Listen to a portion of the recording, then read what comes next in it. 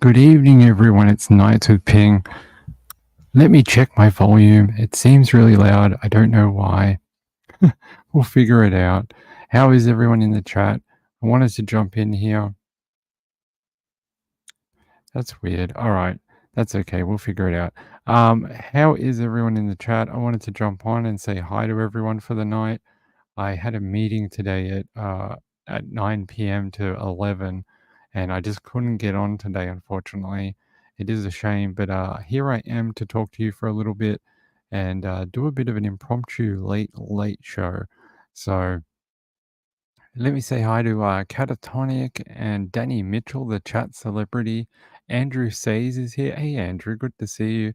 Vegemite Smile is here. Hey, Vegemite Smile. And Marilyn Landis is on here. Marilyn Landis is surprised to see you on now. Yeah, I just wanted to jump on after Trish and say hello to everyone. I missed the 9 o'clock time slot tonight, unfortunately. Mel Mack is here and Amy 007. Lynn D was here earlier too. I wanted to say hey to all the new subscribers. We're up to 551 subs at the moment. I actually know who 551 is. And hello to you out there. I won't say your name, but thanks for the email today. It was good to hear from you. And yeah, let's get into it. I have a few stories to talk about tonight. None more concerning than one out of Australia in the last couple of days. I'm going to show it to you. Is it this one? I hope it's this one.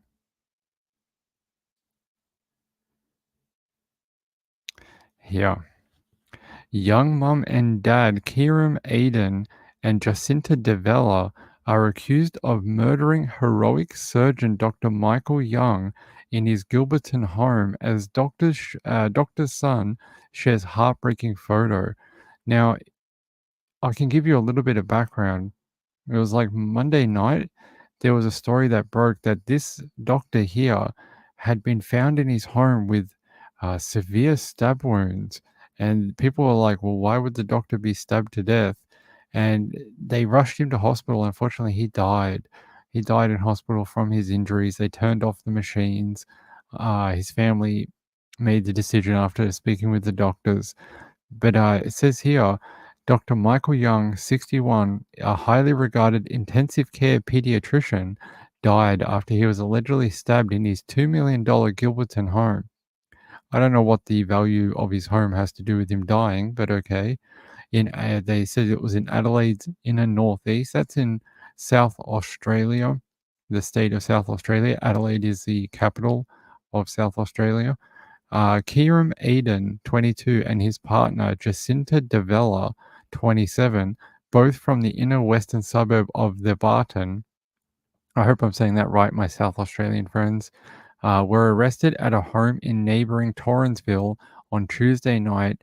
They both have been charged with murder, aggravated serious criminal trespassing, and committing theft using force, and are due to face Adelaide Magistrates Court later on Wednesday. Well, that's today, so they may have faced court by now. Let's see if I can find their court record. 32 minutes ago. Let me see if there's an update on here. It showed here. It says here, the young couple have been charged over the alleged murder of prominent Adelaide Dr. Michael Young. Young was left with life-threatening injuries after he was allegedly attacked inside his home on a Monday. They stabbed him in the head, in the stomach, lower stomach, in the bowel, and they stabbed him in the chest as well. He was unable to overcome those injuries, and doctors advised the family to turn off his life support. It says here, police arrested Kieran and Jacinta at a Torrensville home on Wednesday morning. They have since been charged with that murder charge I was telling you about. The man and woman are expected to appear before Adelaide Magistrates Court on Wednesday. Yes, we know that. Dr. Young's family issued a statement Wednesday afternoon saying they are absolutely devastated over the death of the loving father, son, and brother. Hold on, let me get my camera on. Hey guys, how are you? Good to see you. Yeah, it's really awful. Like, what could get someone to go and stab a prominent doctor? Here's the couple here. Here's Kieran Aiden and Jacinta Davila. Here's another photo of them. They look like normal people. What were they doing creeping around late at night inside a doctor's home?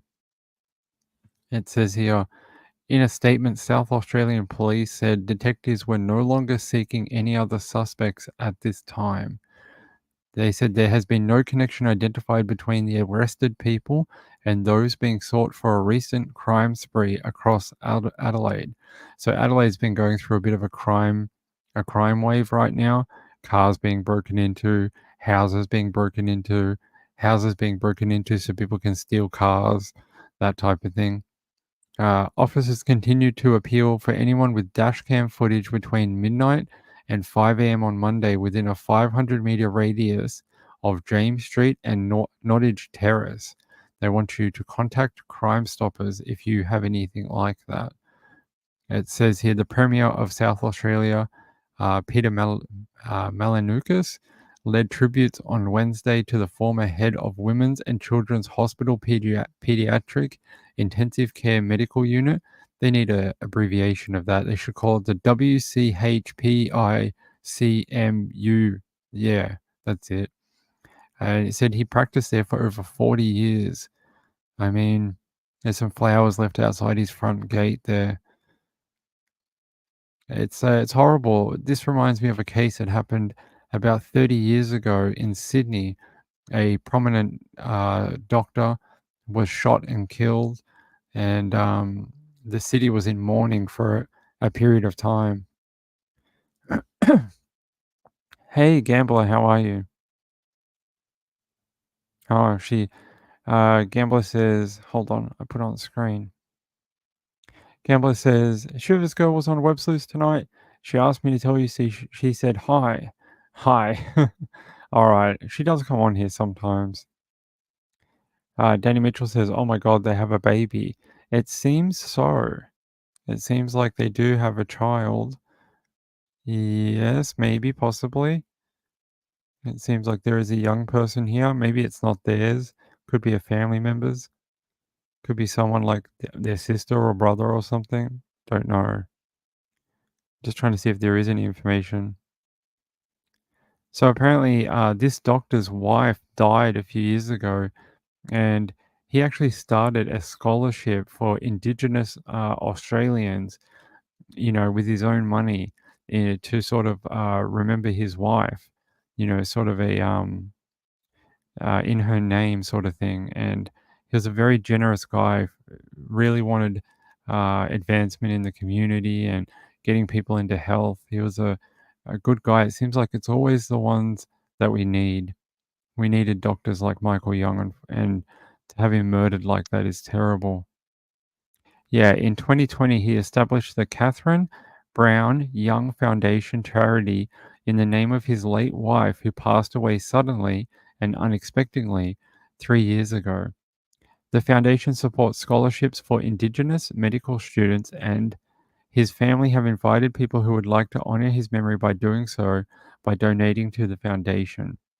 They need to change the name of the foundation now to the Michael and Catherine Young Foundation. They need to do that so they can both live on with their generosity to Indigenous Australian medical students. These two, I want to know why they were in that house. What were they doing being there at like 4 a.m. in the morning? And if they do have a child, where was the child? Um, Let me see. Hey, Nanalana, I hope your town is doing better today. I hope more resources have gone there to deal with the tornado damage. Hey, Laurie Go Cowboys. Glad you could be here. Woo's made it as well. And Amy's here. Hey, Amy. Good to see you. Yeah, I'm not sure what is linked to this murder. They're saying it's not related to the crime rave, and not the rave. That's a different thing. The crime wave, that's where people actually do crime. Crime rave is like probably a dance party in the city. Hey, good to see you. Hey, Amy. Yeah, so very, very shocking. And I think they've turned around this murder case very quickly. Uh, the fact that they had arrested someone for Dr. Michael Young's murder within about 48 hours is great. These people must not have been very clever. They must have been tracked somehow, and they figured out where who they were and where they are. So I wouldn't be surprised if they're known to police already. They probably got some sort of past history with the cops. But yeah, very, very sad. I don't see any. I was trying to look for information about their child because, like, if they're both in jail now, where's the kid? It says here other photos posted on social media reveal Davila and Aiden are also the parents of a young child. So there you go. It is their child. That is terrible. That's horrible. I'm just trying to see if we have any more information about it. It says here Mr. Young's 30-year-old son was at home at the time of the alleged attack, but he fortunately remained uninjured. So he survived and his dad didn't. Says here police will allege they arrived to find the son distraught and Dr. Young suffering from injuries to the chest, bowel, and head, which caused bleeding on the brain. 61-year-old was rushed to the Royal Adelaide Hospital where he was placed into an induced coma following emergency surgery before his life support was switched off just over 24 hours later. Despite an initial police theory a youth gang was responsible, no connection has been identified. Uh, they're saying here, SA Police has been investigating a string of break-ins across wealthy suburbs such as Gilberton, Mendini, I don't know, Men, Mendidi, Walkerville, Henley Beach, Fulham, and Tennyson, uh, called Operation Mandrake. They're investigating. That's the crime wave that they were talking about. Yeah, they said Acting Commissioner Linda Williams said the man and woman who have been charged are not linked to Indigenous or African heritage offenders sought as part of Operations Mandrake and Meld. So that's a completely different uh, crime, sort of crime activity that's happening in that area. This happens in Melbourne too. We have it down here in a suburb called Brighton. Brighton's been having these sort of break and enters to steal car keys, and then they take the car on joyrides or other crimes and things like that. Brighton, Deer Park, a few other places around the south and the north, and it seems to be happening in SA as well. So I will bring you more information about Dr. Young when I have it. Let's see, Sheriff. There's a photo from Dr. Young's son when I guess when he was a little tyke, and that's his mum who passed away a few years ago. She's the one who had the scholarship named after her. She died unexpectedly, and that's his dad, Dr. Young. There, this little boy is now 30 years old, and he was there the night that his dad was murdered. So there you go. Hey, Video Reel, how are you? Good to have you here, mate. Nanalana said, Clarksville TN is hurting bad. Over 1,000 homes are gone or damaged. They are saying the damage is horrible. Yeah, we actually went and had a look at some of the damage photos the other night on Monday, and it looked pretty bad. Oh, they've upgraded the tornado to F3, EF3. We don't use the F scale anymore. The F scale was the original Fujita scale, invented by Dr. Ted Fujita back in the 70s or the 80s. Then in the 90s or early 2000s, they started reinventing the F scale into what we now know as the EF scale or enhanced Fujita scale. And the difference between that is the F scale is done on wind speed, and that's how they used to classify tornadoes. Now it's done with sort of a combination of wind speed and damage on the ground. So they do surveys, damage surveys throughout. I think I've shown them before, and you can actually see the different markers, like this was for this and this was for that.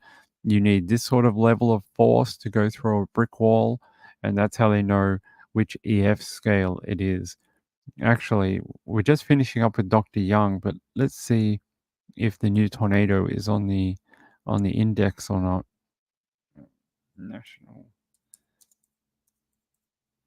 Let's see.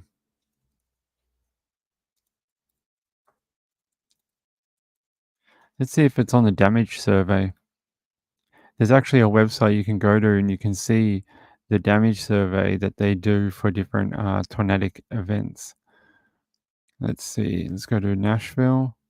Or not Nashville, but Tennessee. If I know where Tennessee is. Uh-huh. Just north of. Doesn't look like there's a whole heap on here just yet. It looks like they might be still trying to um, get the data put in. It looks like there's something over here.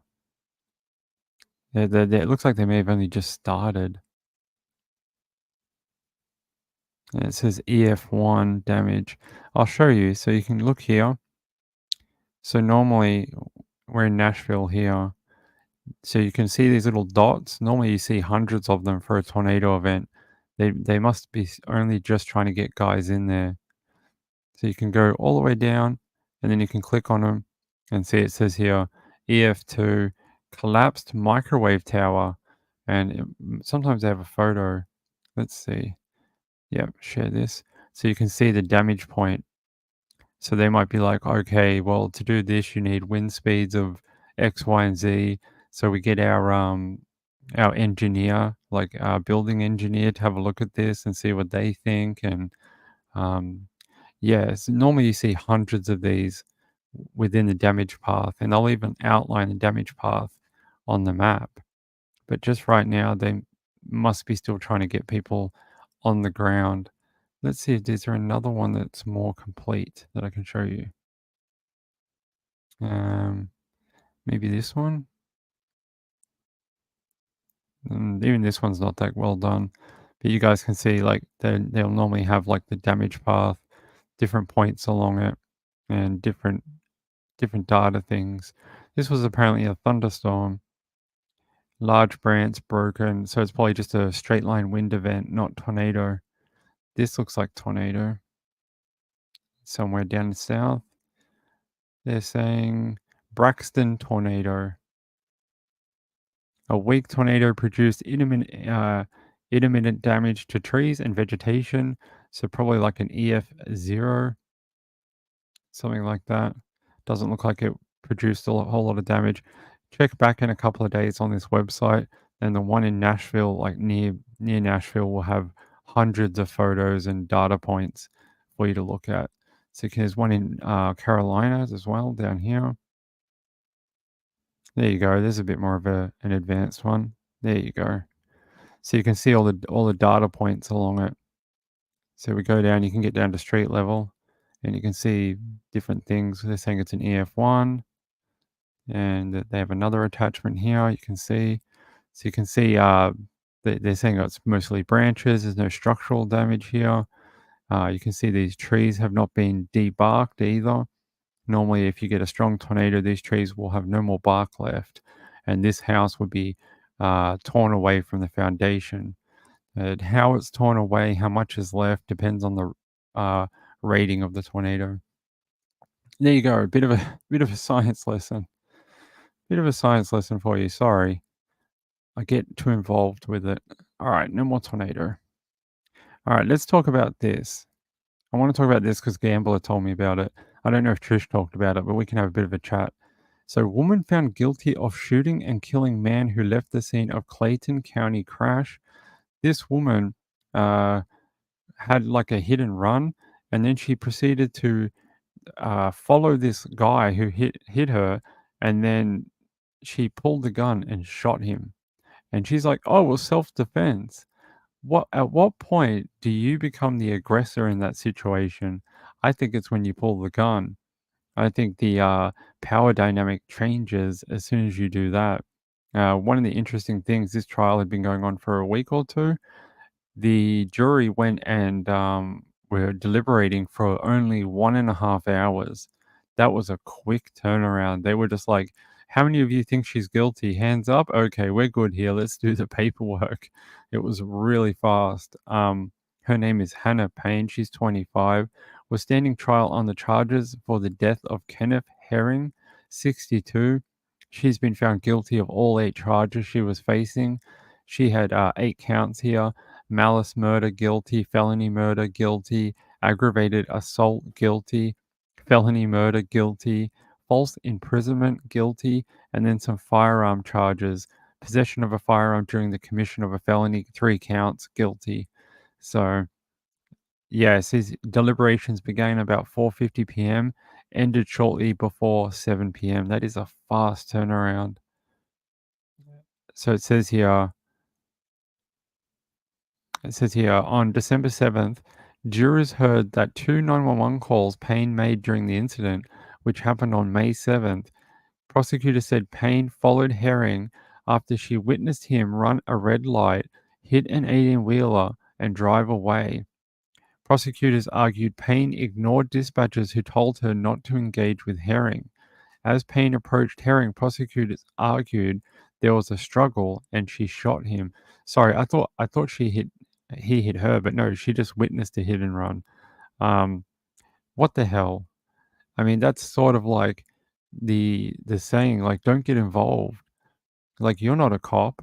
Just stop. Get a tag or something. Like, do your part as a concerned citizen or whatever, but you don't need to be a superhero and be like, I'm gonna get my own gun and chase him down and I'm gonna wrestle him, and just, back off. Like I always say, stay in your own lane. Um, Bizarre, really bizarre case. Her lawyer tried to say his client is not a killer and argued the state didn't prove whose finger was on the trigger when the gun went off. I don't think that matters. I think once you introduce the gun, the fact she was even there, I think it's all on her. She didn't have to be there. She didn't have to have a gun on her. And the fact that this man died is a direct relation to her own interfering in a basically a police investigation. She'd already called 911. So leave it at that. Let them do their job. They get paid the not so big money to go and deal with criminals. So you ain't a cop. Just leave it alone. Now, unfortunately, this woman, she's going to have to spend many years probably behind bars for her actions. So let's see this little video here of her being sentenced.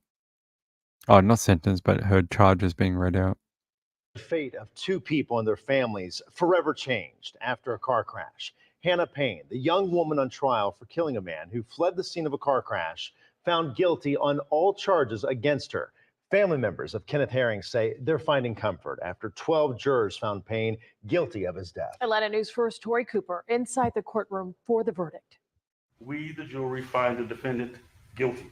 It's the one word family members of 65-year-old Kenneth Herring have been waiting to hear for the last 5 years. It was a relief that, although my brother died over nothing, but it was a relief that we can say now he's at rest. And 25-year-old Hannah Payne has been dreading.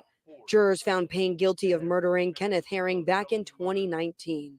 Herring left the scene of an accident in Clayton County when Hannah Payne chased him down and shot him in his car.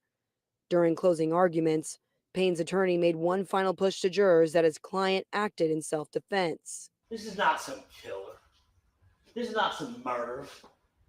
This is a young girl who got caught up in the wrong situation with a good heart and good intention. Ultimately, it wasn't enough to convince 12 jurors. They saw all of the evidence and they came back with a swift verdict. The jury requested to review 911 calls and body camera video one last time during deliberations Tuesday. 30 minutes later, the jury returned. Informed that you have reached a verdict. And found Payne guilty of felony murder, malice murder, and 6 other charges related to the crime. Guilty. For state prosecutors, it's a long, hard-fought victory. Relieved. relieved, happy, the whole range of emotions at this point in time. For Herring's family, Been long and arduous. It was hard on my family. I'll never forget it. It will forever be ingrained in my heart and in my mind. That report from Tori Cooper tonight. Now, Hannah Payne's family was beyond distraught after Hannah was taken away in handcuffs, and they did not want to comment. Her sentencing hearing is now set for Friday at 10 a.m.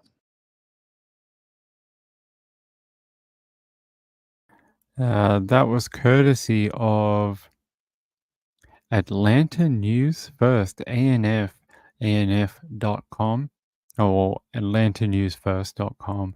If you'd like to watch that, give them a click on their website. It's the way we like to do things. There you go. Let me see what people are saying in the chat. Gambler says she turned down a plea bargain. The DA, the day the trial started. She could have got 20 years with a chance of parole. Yes, I remember you telling me that.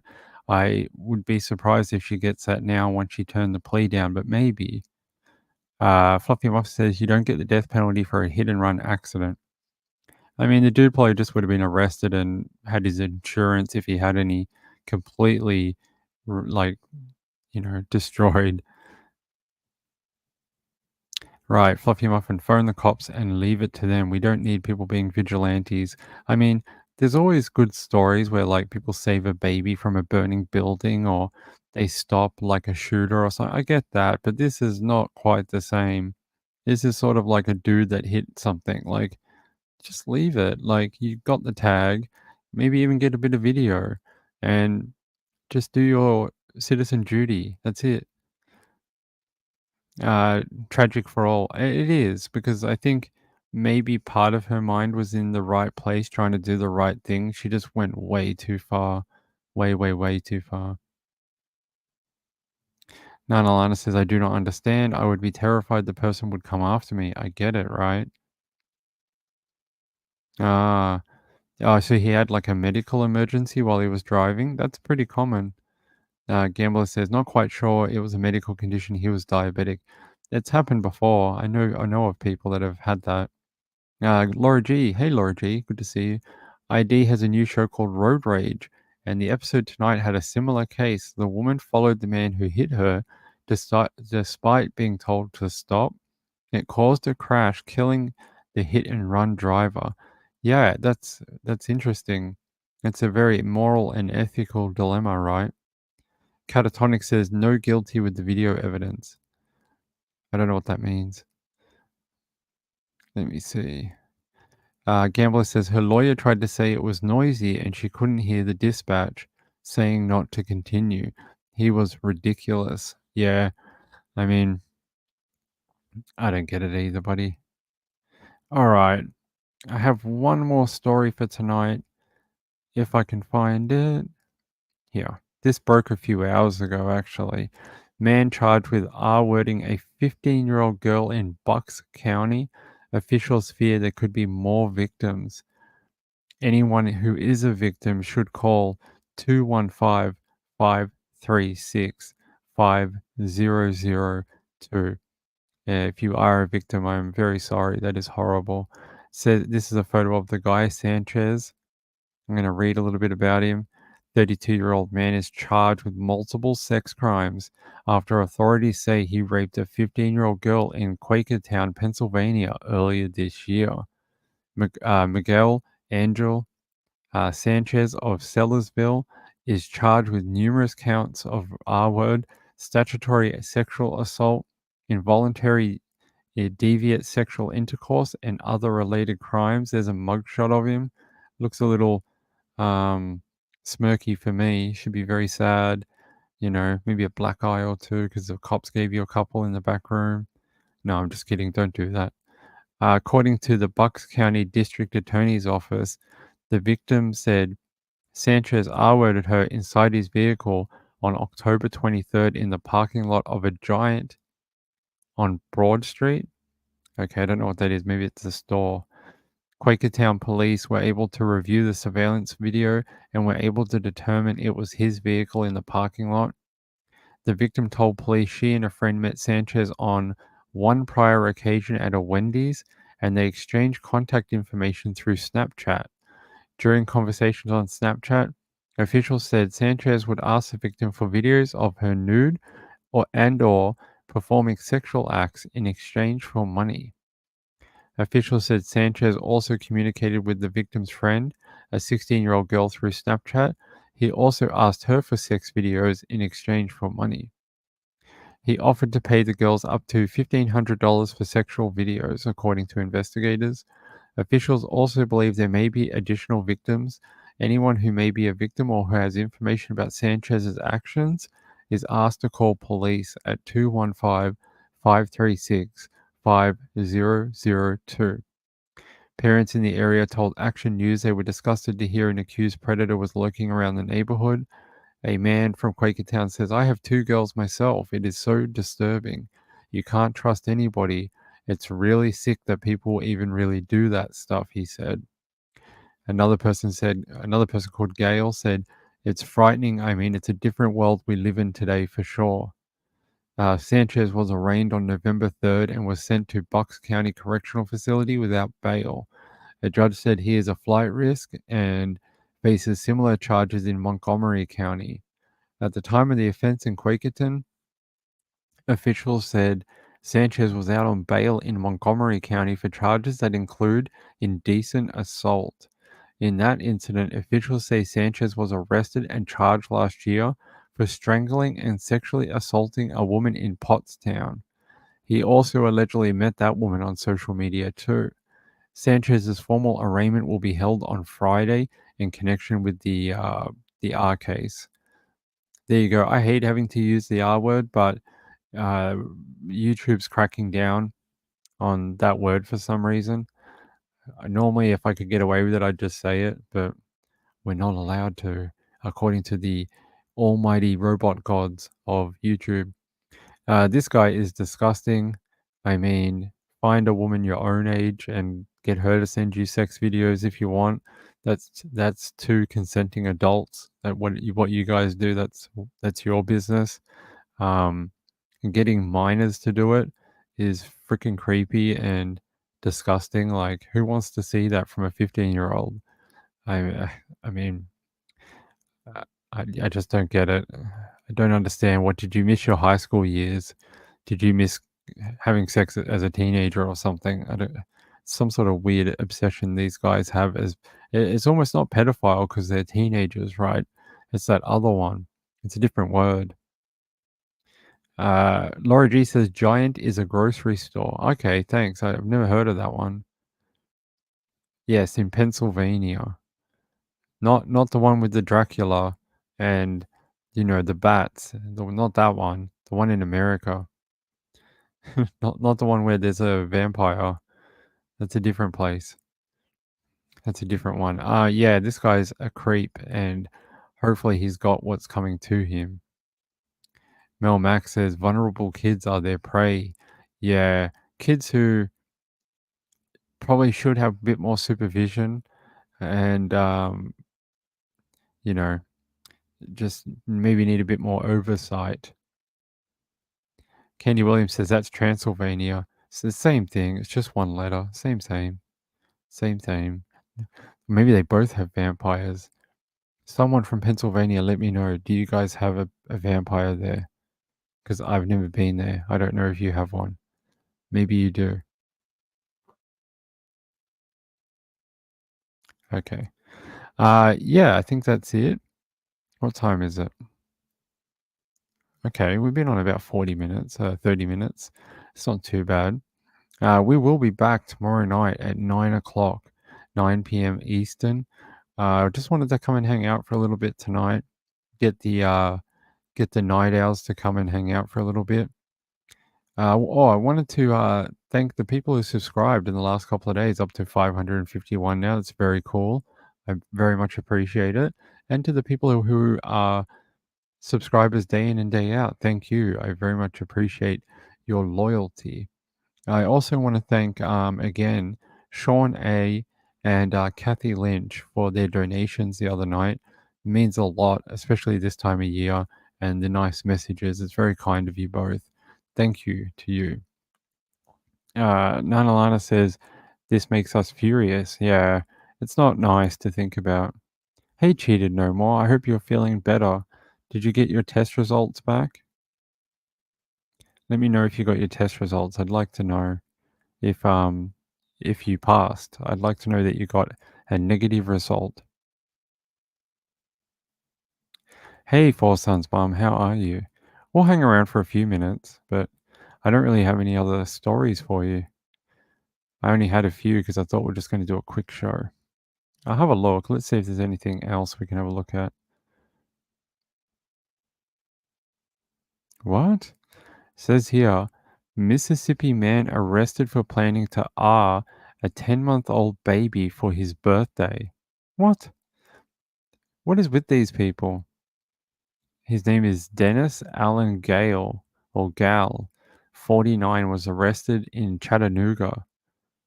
Dennis Allen Gale. Let's see if we have more information about this creep, another creep. WPDE. ABC News 15 out of Tennessee. This is in Tennessee.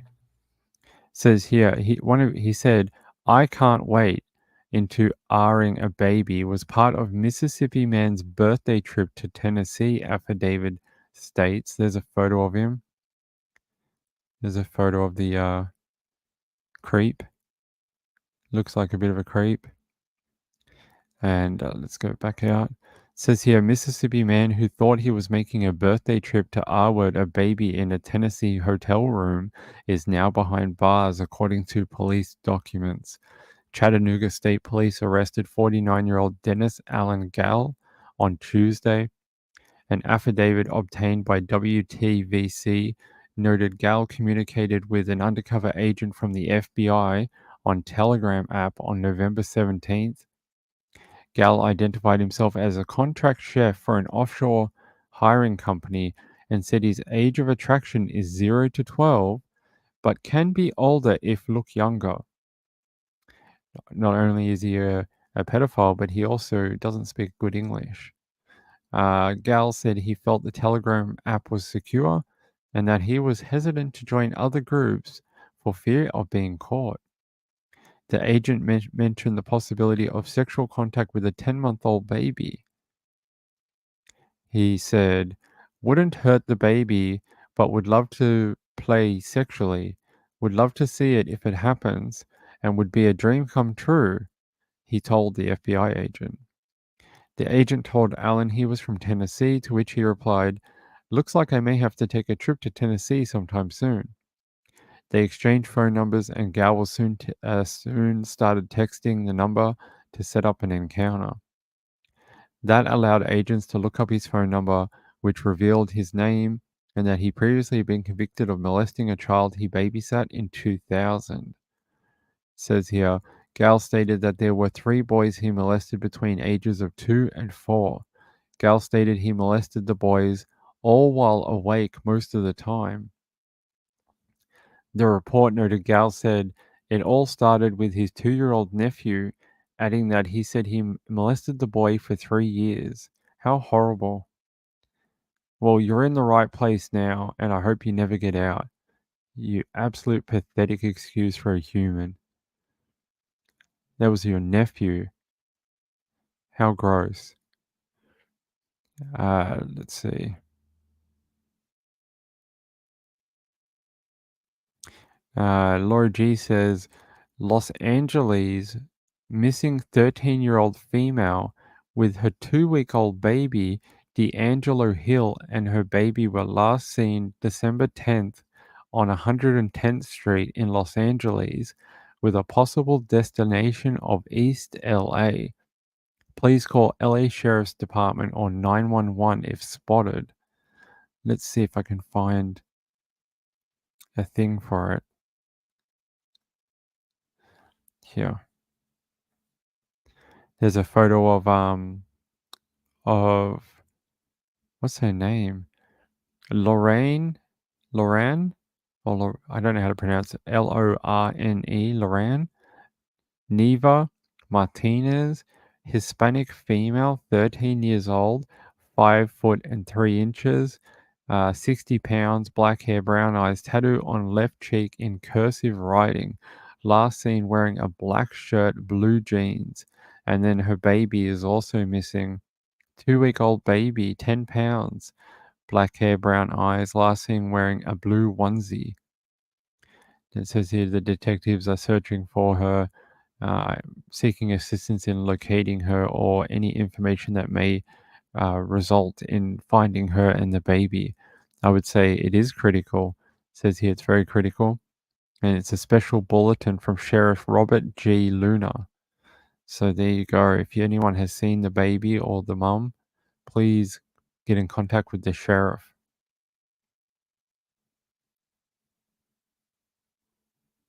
60 pounds. What is 60 pounds?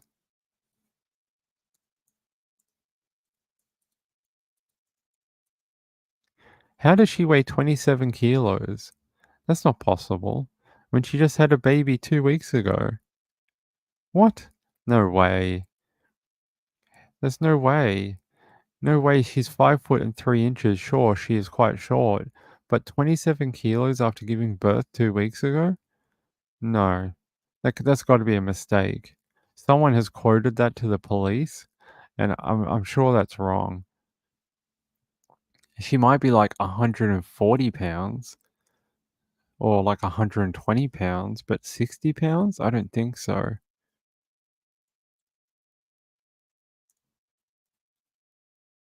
Yeah, I would suggest she's around 120 pounds, given her height. I can't imagine her. Yeah, between 120 and 140 at that height. That's my take on it. No way she's 60 pounds after giving birth. I mean, I'm not saying like all women are, weighty individuals or anything. I'm just saying that it's commonly known that women carry a little extra weight around giving birth. It's just what happens because they've got to take care of the baby. So I can't imagine she's 27 kilos. How much did she weigh with the baby? Like like 30 kilos? Doesn't make any sense. Yeah, it doesn't make a lot of sense, does it, people? That has to be a typo or something. Let's see. Someone here says, how can it be she's got a child at 13? Well, some girls, some girls start their, menstruation very early. They can have babies from like 9 years old. There was a girl in the UK who had a baby at 9, and she delivered a male baby, and she was fine. Ended up being, I think it was her father had been sexually assaulting her for many years and didn't realize that she had started her period and got her pregnant. So imagine what was happening to that poor girl before she started her period. That would have been awful. So she's obviously being R-worded for many years. Dad just didn't catch on that she'd uh, gone through a little bit of puberty, and it caught him out. I think he ended up being arrested and thrown in jail for impregnating his own daughter. Very horrible. I don't know whatever happened to her either. Yeah, that's a bit weird. A 10-pound baby in a woman who's only 60 pounds. That's got to be a typo. They probably just typoed it, trying to get this information out as quickly as possible. That's my guess. Let's see.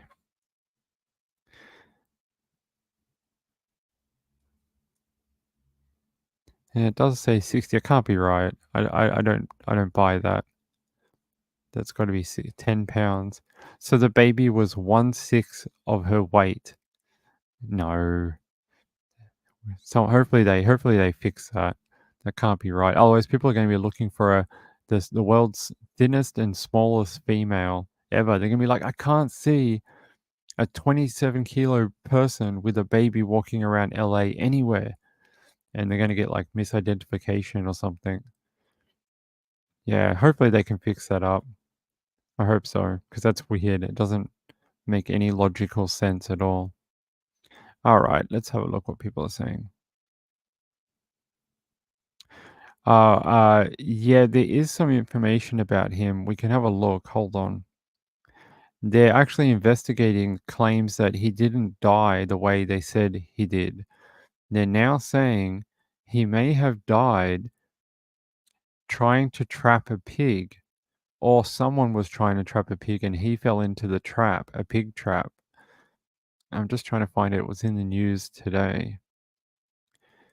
They think the story of creating a fire was fake and that there's no way people would put a fire that close to trees here. So you can see here, there's all these trees. People are like, why would you make a fire in all these trees here? If you made a fire, it would catch all the trees on fire. So there's no way this would be for making a fire or something like that. It's just not correct. And police are now investigating whether the hole was dug to capture a pig, a wild boar, and they think that that is a possibility. There's a photo of a wild boar, and yeah, because as you can see, like if you created a fire here, your chances of making a bushfire are pretty good because look at all this overhanging, uh, you know, branches and leaves and stuff like that. So they're thinking that maybe the story is some sort of cover up to stop people getting in trouble because apparently on that island, I think it was Bribey Island, you can't make any fire, and if you did, the lookouts, there's actual people who look out for fires on the island. They would see all the smoke rising, and you would be in trouble in a few minutes. They would come over and fine you and get you into trouble. So they're saying they didn't think it was actually the correct story. So right now they're investigating. Yeah, he died. If I didn't do the update, he died 6 days later from his injuries in hospital. He did not survive, unfortunately. So there's a photo of the man who died, Mr. Taylor, saying he fell into a sand hole, lost his pulse for over 40 minutes until he was freed from his sand tomb. Yeah, very awful story, unfortunately. So now they're investigating circumstances related to his death. Well, if we get more information, I will let you know for sure. Right now, everyone's focused on Cyclone Jasper coming into Australia tonight. Big,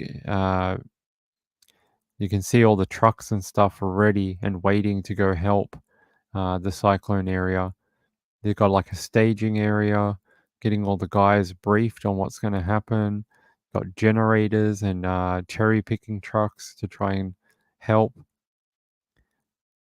So they're saying that the cyclone will cross up here, go all the way across the top of Australia, head down the western coast, and then somehow make it down into the Great Australian Bight.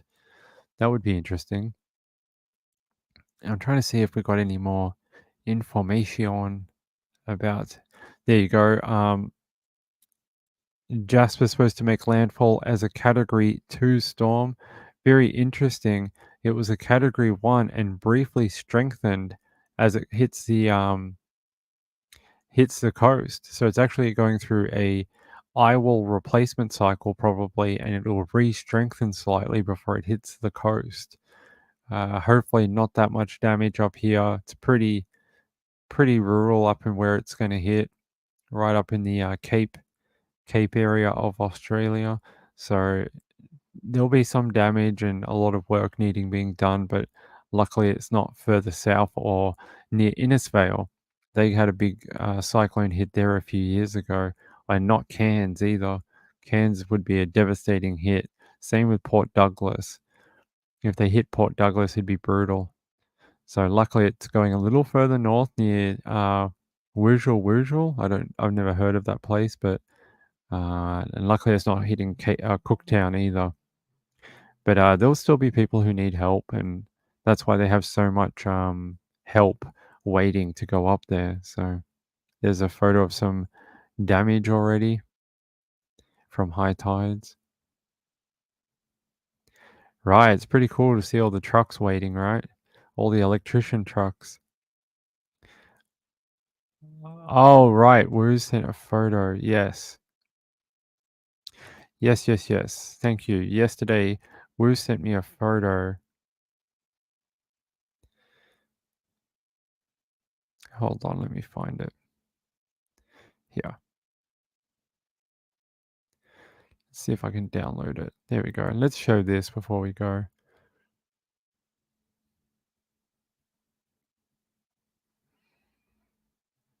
Come on, where are you?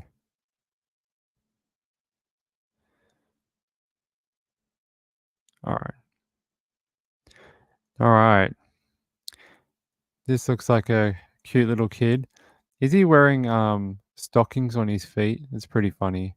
He thinks they're like real stockings. Wu says little Viv thought Santa's stockings made good fireman boots. Oh, that's adorable. They sort of do look like fireman boots, don't they? What a cute little kid. Well, he's got all the Christmas spirit. There, it's all on his feet. That's pretty cute. Let's have a look. So, Woos, I hope you and your family and little Viv have a great Christmas, and I'm sure it's going to be magical for Viv. It's they don't stay that age forever, and the magic of Christmas is fleeting. Oh, oh, he's got long hair too, just like Ping, just like Ping. I've got long hair too. That's so cute.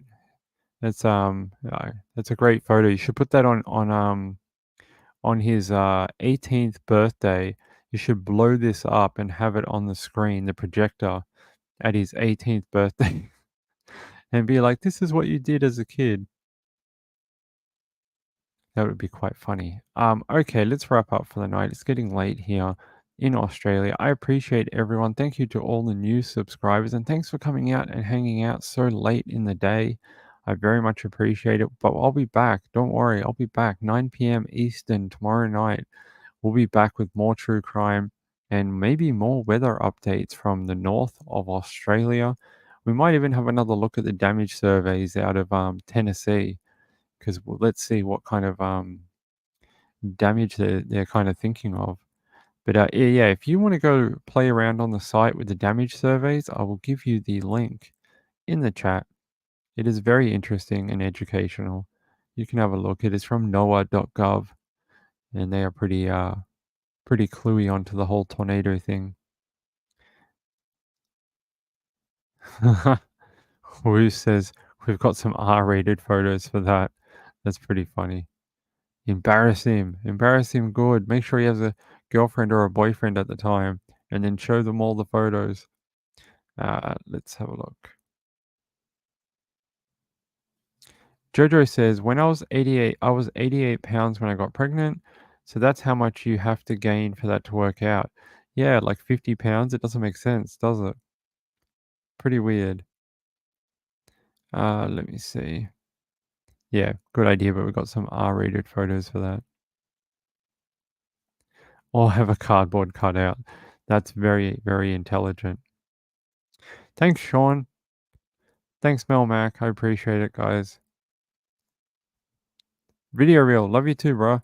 Good to see you. All right. That's it for tonight. Come back tomorrow, 9 p.m., okay? Thanks to Moonlight View for moderating. Thanks to everyone for being in the chat. And to the replay crew, leave a comment. I actually have a whole bunch of comments I've got to go back and reply to. So if you haven't had a reply in a couple of days, I've been a bit run off my feet this week. I will get back to you. So until then, until tomorrow, that's it for tonight. Good night, everyone. Have a great rest of your or early Wednesday morning, and I'll see you Wednesday night. Good night, everyone. See you later.